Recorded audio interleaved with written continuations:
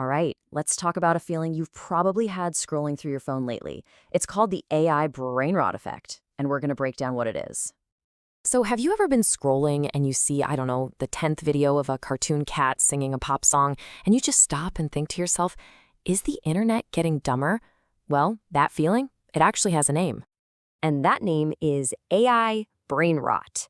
It's the perfect term for this tidal wave of super low effort, just bizarre AI-generated content that's flooding our feeds. And here's the kicker.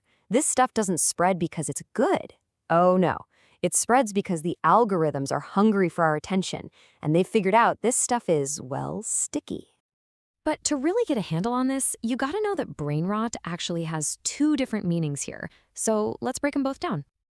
Okay, so you've really got two sides of the same coin here. On one side, you have the content itself, the absurd memes, the weird-looking images. Maybe you remember that whole Italian brain rot wave from last year. But on the other side, you've got the effect.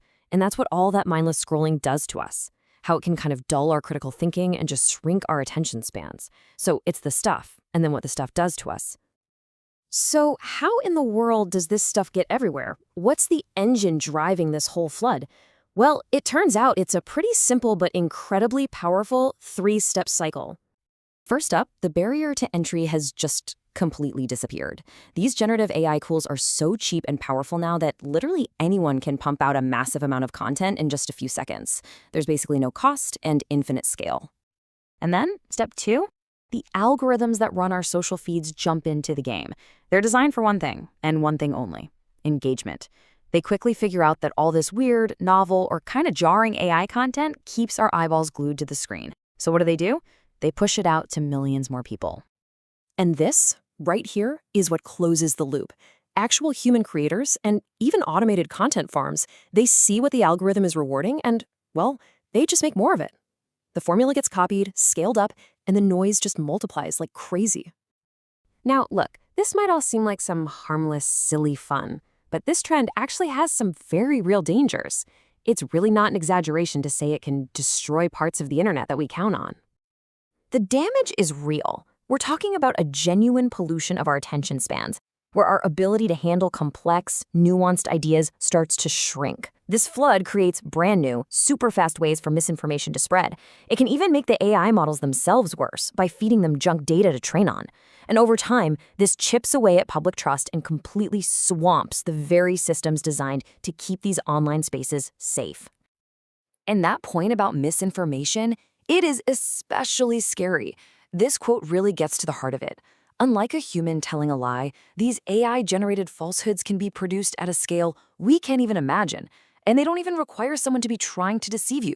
The machine just makes stuff up, and that is a whole new kind of problem. Okay, so that sounds pretty bleak, I know.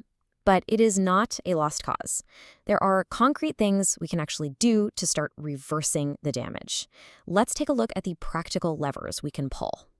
The solution really has to come from a bunch of different angles at once. Platforms can start by redesigning their algorithms to reward meaningful content, not just whatever's new and shiny. We can mandate clear labels on all AI content. We need to invest in verification and watermarking tools, train the AIs on higher quality data, and maybe even just make it a little harder to mass-produce spam. So that's the big picture fix. But what about you, right now, just scrolling through your feed? Well, here's a quick field guide to help you spot AI brain rot out in the wild. It's actually not that hard once you know what to look for. Keep an eye out for those surreal, repeating templates that seem to pop up on dozens of different accounts. You know the ones. Notice those super short, viral clips that have millions of views but contain absolutely zero real information? Those are the telltale signs you're in the brain rot zone. At the end of the day, this quote just nails it. AI brain rot isn't some grand conspiracy. It's just the predictable result of a simple but powerful equation. You take cheap creation tools and you add algorithms that are built to maximize engagement, no matter the cost. And that leaves us with a really profound question for our digital future. In a world where anyone can generate anything in an instant, any image, any voice, any video, what becomes real? And more importantly, how are we supposed to know the difference? Something to think about. That's it for this time. Thanks for joining me.